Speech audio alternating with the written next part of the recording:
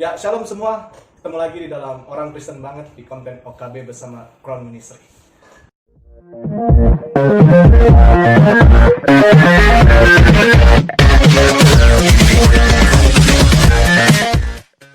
Hari ini saya bersama dengan dua pastor yang memukau dunia pelayanan.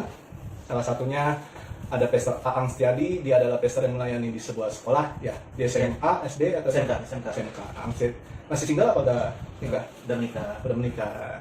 Satu lagi ada Pastor Ibob David yang melayani sebagai fasilitator di Crown Ministry, ya. Ya, Pastor ya. Kalau orang Bekasi sama orang anak-anak muda pasti kenal Pastor Ibob David. Ya, temannya Mardi, Bos saya. Jadi pada hari ini kita akan membahas tentang ini nih, Pastor. Melayani itu mencari hidup atau memberi hidup. Tapi sebelum itu, ya Pastor, saya mau nanya nih kepada pastor-pastor yang sudah melayani Tuhan. Kiranya sudah berapa lama melayani Tuhan? Dari Pastor Aang dulu. Melayani Tuhan ya? Sudah berapa lama dan dari kapan melayani Tuhan? Mulai dari pas 2 SMA. 2 SMA. Ya, 2 SMA. Berarti 2 SMA sekitar 17 lah ya. 17 tahun melayani Tuhan? Ya. Wow, luar biasa. Ya. Kalau Pastor Ibob? ya saya melayani Tuhan sejak tahun 1997. Jadi kurang lebih 23 tahun saya melayani Tuhan. 23 tahun ya? Dari zaman youth atau pemuda Sampai sekarang. sampai hari ini. Sampai hari. Masih ketemu orang-orang muda juga kan, kayak Mardi, Iya. kayak Aang, masih muda-muda juga kan. Kayak Otni, kayak Iya, Brian, iya. gitu ada semua kan. Apa sih membuat Pastor Ibob atau Pastor Aang itu termotivasi melayani Tuhan sampai 17 tahun dan 23 tahun? Apa nih kira-kira? Pastor Ibob dulu kira-kira. Motif Pastor Ibob Ya. masih melayani sampai 23 tahun. Pasti alasan yang utama pasti kan kalau mau dari sisi rohani kan kita mau balas kebaikan Tuhan. Kan mungkin kita juga dengarkan suka nyanyikan dengan apa akan ku balas. Ya. Nah, jadi kita pengen balas kebaikan Tuhan atas apa yang Tuhan lakukan dalam hidup kita. Kulitannya apa? Waktu dia rela mati buat kita, Ya. menyelamatkan kita. Yang harusnya kalau di Mazmur 103, yang harusnya saya mungkin masuk dalam hukuman kekal, diselamatkan karena pengorbanan Yesus di kayu salib. Jadi membalas kebaikan Tuhan. Dulu yang mungkin saya harusnya mati sia-sia karena narkoba, karena kenakalan saya, hari ini saya diubahkan, dipulihkan. Jadi pasti jawaban yang utama membalas kebaikan Tuhan. Membalas kebaikan Tuhan. Yang kedua pasti ingin memuliakan atau menyenangkan hati Tuhan. Memuliakan Tuhan. Pasti, ya kan, apapun yang kami perbuat, perbuatlah seperti untuk Tuhan, bukan untuk manusia. Manusia. Dua ini menjadi dasar, membalas kebaikan Tuhan dan ingin memuliakan Tuhan. Itu dari saya. Yang paling utama itu. Oke, kalau Pastor Aang gimana? Kalau dari sisi rohani ya udah hampir sama lah ya seperti yang Kak Bob sampaikan, cuman kalau saya melihatnya gini, dalam map kehidupan saya itu cuma ada 3. 1 keluarga, 2 pekerjaan, sama 3 pelayanan. Jadi pelayanan itu udah menjadi bagian dalam kehidupan saya. Jadi nggak mungkin lagi, dan rasanya kayak ada yang hilang kalau kita nggak melayani Tuhan. Berarti bukan melayani Tuhan ini bukan berarti hanya di mimbar, bukan hanya di bawa firman atau WL gitu ya. Menurut saya pelayanan itu nggak ada tingkatan. Jadi kalau lu melayani, mempersiapkan gereja pun itu udah pelayanan. Ya karena kalau nggak ada logistik, logika nggak jalan. Yes. Gitu ya kan. Nah, pelayanan bisa di mana aja, banyak banget bidangnya, dan salah satunya juga bisa di dunia pendidikan, di gereja. Bahkan ketika lu jalan ketemu orang yang lapar, lu kasih makan, lu kasih roti atau apa, itu udah melayani Tuhan. Ya. Gitu, artinya Tuhan disenangkan. Amin. Berarti dari lepas itu semua, kalau dari Pastor Aang itu melayani adalah udah menjadi bagian dalam Bagian dalam Pastor kehidupan. Aang. Dan kalau dari Pastor Ibob, bahwa melayani itu ya karena Tuhan sudah baik dalam hidup kita, yang sudah menyelamatkan kita. Nah, tapi ada orang kan yang berkata seperti ini, bahwa melayani Tuhan itu tidak sama dengan orang yang bekerja di dunia Iya, sekuler. betul. Apakah kita setuju melayani Tuhan itu tidak bersentuhan dengan dunia sekuler? Gimana kira-kira? Ya. Pastor Kalau Aang. Oke, kalau menurut saya ya ini ada 2 macam perspektif ya, yang melayani Tuhan dengan full, ketika dengan menganggapnya ya pelayanan tadi sebagai hanya lingkup gereja, tapi kalau saya yang memandang pelayanan itu dengan lingkup yang lebih luas lagi. Bahkan semua lini kehidupan itu merupakan ladang. Namanya dunia itu adalah ladang. Ladang tempat Tuhan kita melayani Tuhan, di mana kalau emang kamu terpanggil di dunia art, ya layanilah Tuhan di dunia Itu art. termasuk pelayanan ya? Itu termasuk melayani Tuhan. Di mana kamu bisa menyampaikan nilai-nilai yang bagus dengan art tersebut, baik itu dengan seni lukismu, dengan seni rupamu dan segala macam, itu menjadi bagian dari pelayanan gitu. Atau di bisnis kamu jadi orang yang menunjukkan ya nilai-nilai kehidupanmu itu, sehingga orang melihat bahwa ada Tuhan di dalam kehidupan kamu sebagai pebisnis. Pastor Ibob sendiri gimana? Katanya melayani Tuhan itu tidak sama dengan bekerja di dunia sekuler. Iya. seringkali itu yang seringkali ada dikotomi, ada pemisahan. Yang sebenarnya kalau bagi kita anak Tuhan nggak bisa dipisahkan. Yes. Iya. Hal yang mendasar ayat tadi kan Kolose 3:23, apapun yang kamu lakukan, kamu kerjakan, perbuatlah seperti untuk Tuhan. Tuhan, bukan untuk manusia. Ayat itu jelas, dilakukannya untuk Tuhan, apapun, semuanya. Jadi tidak ada pemisahan. Ya? Tidak ada pemisahan. Nah, kenapa? Karena di ayat yang lain dikatakan kita ini garam dan terang dunia. Kaitannya di situ. Artinya kalau kita ada di dunia ini, Tuhan punya maksud, punya tujuan untuk kita bisa menggarami dan menerangi dunia. Yes. Tadi pagi pun kita dengar dari khotbahnya Pastor Wira, bangkit dan jadilah terang. Artinya kan di dunia yang dalam kegelapan ini, kita mungkin seperti lilin-lilin kecil, tapi yang sanggup menerangi, Yes. menyinari. Lewat apa? Lewat bidang-bidang yang mempercayakan kepada kita. Ada yang di tadi art, bisnis, atau di church, atau di development of the poor, ataupun di edukasi, ataupun di family, ataupun di government, bahkan di kesehatan, healthy. Harusnya semua seperti untuk Tuhan. Kan di tempat lain, kalau kau makan, kau minum, lakukan dalam nama Yesus, ya kan? Artinya semuanya berdasarkan untuk Tuhan, dari Tuhan, oleh Tuhan, dan untuk Tuhan. Bahkan di Efesus 2 ayat 10 mengatakan Tuhan memilih kita, memanggil kita untuk melakukan suatu pekerjaan yang baik, dan Tuhan mau kita hidup di situ. Ya, jadi ini benar banget. Saya ada satu buku membaca di karang Jimmy Untoro, Kak. Jadi gereja impian tuh dalam sebuah landscape yang baru. Jadi nggak ada lagi pemisahan antara yang sakral dan That's right. Sekuler. Anggapnya rohani dan Nah, kalau zaman dulu kan kayaknya dikotomi utuh banget ya, Hamba terpisah. Tuhan hanya di bidang gereja gitu kan. Nggak boleh sementara, tersatu dengan dunia. Iya, gereja itu harus menjadi berkat keluar ke kan dalam tempat. eklesia. Betul. Ya harus ingat, ya. ingat itu kata dasar eklesia kan gereja dipanggil keluar, Betul. harus keluar. Ya. Kan kalau 1 Petrus 2:9, kamu imamat rajani, ya kan, Ya, keluar untuk menciptakan perbuatan Tuhan yang besar. Iya, Ya. benar banget, benar. Ya kan, ini lu nanya kayak gini nggak bisa sembarangan karena pendeta pengkhotbah baru tanya ya semua Tuhan. Gak apa-apa. Ah iya kan, nah Ya. artinya ini nggak bisa dipungkirin bahwa Betul. gereja itu nggak bisa dipisahin. Benar. Makanya bukan bicara tentang mencari hidup, tapi memberi hidup. Memberi hidup.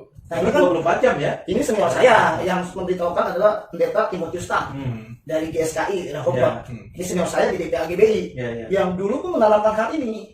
Kita tuh melayani tuh memberi hidup, bukan mencari hidup. Sengaja namanya saya mention, saya sebutkan. Itu konsep hormat saya sama beliau. Betul. Nah jadi kalau buat teman-teman dan adik-adik saya, kita nggak bisa dibeda-bedain lagi antara yang rohani ataupun yang sekuler. Lakukanlah seperti untuk Tuhan. Apalagi bukan Kristus manusia. di dalam kita kan. Wow, itu itu dia. kemanapun kita bergerak itu That's right. Itu melayani dalam. banget gitu, melayani Tuhan banget. Betul. Tapi bagaimana kita bisa tahu perbedaan orang ini memberi hidup dan mencari hidup? Dari buahnya kalau menurut saya. Itu hal yang mendasar yang bagus betul kan Tuhan sendiri yang ngomong, Yesus sendiri yang ngomong, dari buahnya lah kamu dapat mengenal. Yes. Betul.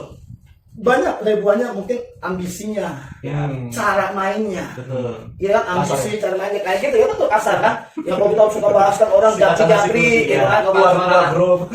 Milih-milih ya, keluar grup dibahas juga. Artinya itu itu bagus, yang simple, milih-milih. Iya. Nah, gue tadi cerita sama seseorang wanita yang gue pikir dari tadi yang termasuk tim gue dan dipakai Tuhan. Gue cerita, gue nggak pernah nolak jadwal planner. Mau itu di SD, mau di SMP, di SMA, gue masih terima. Yes. Walaupun gue orang kenal pengkhotbah ibadah raya gitu kan. Cerita sekolah minggu juga siap ya. Iya kan, ya kan tahu sendiri kan. Kita isi dong di sekolah siap, kan datang. Nah karena gitu mah, jadi nggak bisa kita beda-bedain. Yes. Karena dasar tadi seperti untuk Tuhan, bukan untuk manusia. Kalau setiga atau tiga itulah.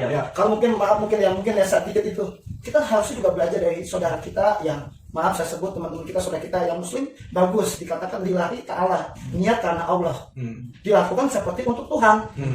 Itu bagus banget. Bahkan mereka pun kalau misalnya dalam melakukan sesuatu pun pakai kata Bismillah dengan nama Tuhan. Padahal Alkitab jelas mengatakan hal itu duluan. Artinya jelas ada di Alkitab. Ngerti maksudnya? Apapun yang kamu lakukan seperti untuk Tuhan. Itu kan? Lalu kedua, kalau apapun yang kamu makan, kamu minum, atau apapun yang kamu perbuatlah dalam nama Tuhan. Jelas ya? Jadi Aan menyimpulkan bagus banget tadi bahwa kalau Yesus dalam kita, apapun yang kita lakukan, ada di manapun, kita nggak bisa dipisah-pisahkan. Jadi pelayanan itu sesungguhnya apapun yang kita perbuat, kita perbuat dengan senang hati. Amin. Seperti untuk Tuhan, dan bukan untuk manusia. Betul. Nah, sekarang pertanyaannya yang terakhir nih, Profesor A. Apa sih kesuksesan dari seorang pelayan Tuhan itu? Dikatakan, wah ini pelayan Tuhan yang sukses. Kira-kira kriterianya. Apa sih kesuksesan seorang pelayan Tuhan? Apakah hanya dari hartanya? Dia punya gereja besar, dia punya badan besar, dipanggil sana sini, tiap hari keluar kota, terus tiap hari dia undangan khotbah di mana-mana. Yang kedua, atau dia punya banyak fasilitas, punya banyak link, koneksi, menurut Pastor Ibob dan Pastor Aang, apa sih kesuksesan seorang pelayan Tuhan sebenarnya? Ya, saya jawab ya. Ini bagus banget. Ini buat kita semua, termasuk buat teman-teman saya atau tim saya, bahkan adik-adik saya. Kesuksesan seseorang hamba Tuhan ketika dia jaya, dia besar, dia hebat, dia tidak pernah berubah. Dia tetap sama Dari hidupnya nggak seperti yang kita kenal. Dia tetap bisa berteman, bersahabat, bercanda, bicara, dan tetap bisa dijumpai. Anytime kapanpun. Di telepon, di WhatsApp, dia tetap respon yang sama. Seperti halnya dulu kala dia baru merintis. Buat saya yang namanya tadi kerendahan hati, kesederhanaan, takut akan Tuhan, kesetiaan, mungkin bisa dikasih bawahi buah-buah roh, itu kesuksesan seorang hamba Tuhan. Bukan jabatan, bukan posisi, bukan pelayanan, bukan harta benda, bahkan mungkin yang kedua, tadi selain karakter buah-buah roh itu, yang kedua apa? Dia menjadi contoh, jadi teladan, bahkan endingnya jadi berkat buat orang lain. Itu kesuksesan seorang hamba Tuhan. Gimana? Kalau saya melihatnya gini ya, beda-beda ya, nggak cuman orang yang gerejanya besar itu sukses gitu kan, terkenal sukses. Nah, Tapi orang dunia, Iya. orang awam tahu Nah, itu ini sukses. ukuran ini yang salah. Ukuran seorang hamba Tuhan yang sukses itu ya ukuran ke gereja besar. Standar dunia, itu standar Itu dunia yang yang dipakai. Itu yang dipakai. Nah, menarik. Filosofi dunia yang dipakai, yang dimasukkan ke dalam gereja, yang mengukurnya secara duniawi. Kecepatan Nah, dunia. sekarang gimana kalau orang yang pelayanan di daerah? Tapi dia tetap setia loh. Yes. Menempuh ke gerejanya, Yes. untuk menyeberangin gerejanya aja mungkin semalaman. Yes. Itu gimana? Tapi dia tetap setia. Apakah nggak sukses? Yes. Ya kan? Nah, kalau menurut saya mendefinisikan sukses, dia mampu bertahan loh sampai Amin. akhir. Nih ada satu, saya diberkati banget dari kehidupan pendeta yang membimbing saya. Itu memang saya udah kenal lama. Itu ada almarhum Om Ketut Ya, kenal saya. dari GBI Setia Mekar. Ya. Nah, yang ketika dia meninggal, Pak siapa itu saya lupa, menanyakan ke dia, cerita dia saksikan, Kak, dia manggil kakak ke almarhum ini, Kak, apa sih yang membuat kakak bertahan di sini gitu, melayani di sini gitu. Dia jawab apa? Dia bilang, yang memberi kesaksiannya ini, aku udah terlanjur cinta sama jemaat-jemaat. Artinya gini, sampai akhir pun dia tetap setia melayani Tuhan, itu sebuah kesuksesan. Bukan dinilai dari materi, dari kekayaannya. Yes. Kalau kita bilang asal ada makanan dan pakaian cukup, Yeah. dan jajalin Pak Eras gitu ya kan. Ya. Ya udah itu aja, untuk apa sih gitu kan? Ukurannya itu. Ukurannya itu setia, Kesetiaan sampai akhir. sampai akhir. Kalau kamu berlari sekarang tapi kamu nggak sampai finish, Ya. apakah itu sukses? Benar. Ya kan, kamu bisa aja sukses sekarang, tapi ketika kamu udah mulai lemah, fisikmu udah terganggu, udah dengan alasan aku udah nggak bisa melayani jauh-jauh, nah kita kan bisa nilai, gitu Betul. kan? Jadi ada kesetiaan. Bisa ditambahin juga kali Iya. kali ini. Jangan kita memulai dengan roh Iya. dan diakhiri Dengan daging, betul banget. Artinya benar, kita udah terpanggil nih, terpilih Iya. dan setia. Iya, sampai Nah, akhir itu finish. semuanya bicara tentang karakter, Iya. buah roh. Artinya dalam inner nih, batin kita, bukan dari luar. Ya tadi standar maybe rumah, mobil, mobilnya. jabatan, posisi, pelayanan, bukan. Ya. Tapi attitude kita, karakter kita sehari. Seperti Aang, Mardi, sekarang masih bisa berteman sama saya. Nanti kalau udah punya sekolah teologi sendiri, kayak tadi kita ngomong, Iya, udah iya. jadi dosen atau jadi pegawai negeri, Mardi, masih nggak kita kenalan temenan. Iya. Suatu waktu saya mungkin jadi ketua sinode, begitu kan contohnya Iya, kan? iya. Masih Iya, nggak, iya. ya kan? Iya. Ini yang begini harus jadi nilai, Iya. value. Betul. Nah tadi ada titik balik lagi, memberi hidup, Ya, bukan mencari hidup. Nah itu bro. Jadi saya sangat terpukau sekali dengan Pastor Aang dan Pastor Ibu. Jadi ternyata kesuksesan seorang pelayan Tuhan itu adalah orang-orang yang bertahan, orang-orang yang rendah hati, dan orang-orang yang menghasilkan buah roh. Amin. Menurut Pastor Ibob, dan orang-orang yang Setia setia sampai bertahan akhir. sampai akhir. Nah, sekarang gini Pastor Ibob sama Pastor Aang. Kira-kira bagaimana buat teman-teman yang nonton video ini, mereka yang mau melayani tapi agak ragu, terus bahkan mereka yang sudah melayani mulai jenuh nih, mulai jenuh Yes, melayani, betul. mulai kecewa, mulai Yes. hancur hati gitu lah. Ya. Kira-kira apa sih pesan-pesan Ya. buat teman-teman semua yang lihat video ini? Ya. Dari mana dulu? Oke. Pastor Ibob. Teman-teman begini, kalau ada orang lihat saya tuh mungkin termasuk nih Om Wira nih yang udah lama kenal saya. Wira ini dari masih Wira muda, saya udah ikut sama saya komplain ikut sama saya. Arti begini, Wira bisa lihat saya nggak berubah semangatnya, gairahnya. Kalau orang bilang tuh selalu on fire, kayak itu on fire mulu nih gitu kan. Bukan berarti kita nggak punya masalah, ada juga masalah di rumah, mungkin masalah sama keluarga, masalah keuangan ada semua. Iya, betul. Tapi kenapa tetap namanya pelayanan terlalu on fire atau bahkan dikatakan kita profesional. Kalau tetap ada pelayanan kita pelayanan, sekalipun mungkin ada problem. Orang nanya apa kuncinya, simple. Saya selalu jawab, think about His love, think about His goodness. Ingat kasihnya, ingat kebaikannya. Itu yang membuat kita selalu on fire.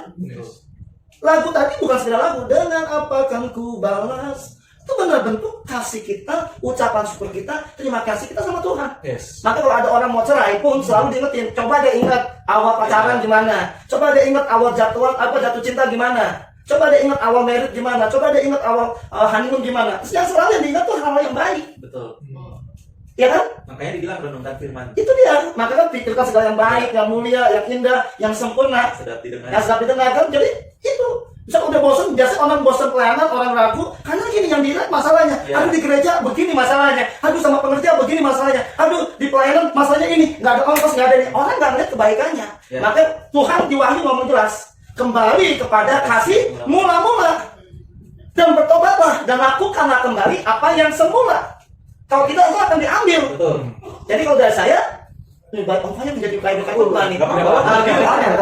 Ini kalau kayak khotbah nih. Artinya apa? Karena memang itu yang Tuhan mau. Ya. Ingat cintanya Tuhan, kasihnya Tuhan. Amin. Bukan yang lain, Mar. Ya, betul. Itu yang membuat kayak Madi sama Marta kan. Ingat kecil, kapan Marta, waktu nembak. Ya kan? Ya. Kembali ke itu. Itu membuat kita nggak akan nyerah, bro. Betul, setuju. Akan kita perjuangkan. Demikian juga dengan kita sama Yesus. Yes. Ya. Masalah? Silakan. Ini apa ya membuat kita bertahan tuh kadang bukan cuma nggak pernah gagal ya, bahkan sering banget saya Betul. gagal dalam melayani Tuhan. Jadi beberapa kali sempat melayani gerejanya tutup. Saya ingat kata Pak Eras, dia bilang gini. Ini murid Pak Eras, Iya. Jadi dalam sharing dia bilang nggak gampang kan Nak, melayani Tuhan. Ya gitu. Nggak gampang gitu. Cuman dari situ yang kita perlu tetap ingat kenapa bisa harus bertahan, karena kita lupa ngecas. Ya, terus Kita lupa kalau kita diisi itu kembali. butuh Disegarakan. hubungan. Itu Dikuatkan. doa, Amin. berlutut Amin. untuk bisa bertahan. Amin. Makanya kenapa saya kadang nggak heran virus itu kadang pelayanannya luar biasa. Saya waktu di asrama ketika bahkan jam 2 pagi itu di aula asrama udah kedengeran dia berdoa. Bahkan mungkin sempat lihat tempat dia berdoa gitu kan.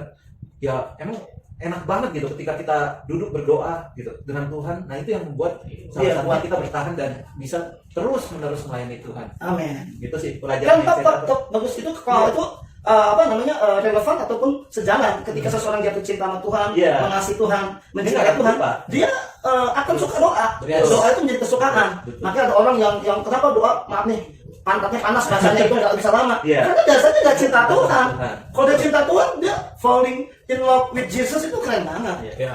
Itu dari saya. Saya setuju. Karena pada dasarnya seorang hamba Tuhan, seorang pelayan Tuhan itu kalau dia tidak cinta kepada Tuhan Yesusnya itu, Yes. siapa yang dia layani? That's right. Siapa Itu yang dia kuncinya layani? itu. Ya. Dasarnya karena cinta sama Tuhan. Jadi buat teman-teman semua yang hari ini masih melayani bahkan mau terjun di dalam ladang pelayanan, pada dasarnya yang teman-teman cari hari ini adalah Cinta itu. cintai Tuhan Yesus Kristus. Ya. Ada lagu bagus bro, lagu yang ku jatuh cinta padanya, Coba kayak tambah orang mendalam, tambah mendalam lagi. Harusnya itu yang Ya. membuat kita Ya. falling in love with Jesus itu kan keren. Tambah hari tambah cinta Yesus. Amin. Itu ya. Artinya kita yang akan lakukan benar doa itu lutut kita, doa itu karena maaf ya kata kita butuh dia. Yes. Kita perlu dia. Betul, setuju. Lu khotbah terus tapi lu nggak isi, Ya. kosong empty kayak handphone. Ya, benar. Mesti dicas itu Ya. benar banget power. Bahkan kita ada satu tulisan ada kata meme bagus tuh. Siapa yang banyak berlutut, dia yang kuat tahan berdiri. Iya. Yes. Mantap. Itu kan. Tapi kebanyakan orang kan pikir biasa nggak doa nggak apa-apa enggak. Ini penting doa, pujian, penyembahan yang didasarkan cinta kepada Tuhan. Yes. Itu dia teman-teman semua. Tadi untuk kita tetap bertahan di dalam Amin. pelayanan dan kita tetap setia. Ingat suksesan pelayanan itu bukan harta, bukan tahta, bahkan wanita. Lagi apa itu? Ya. Sampai jumpa di video berikutnya. Tuhan Yesus memberkati kita semua. Shalom. Bye.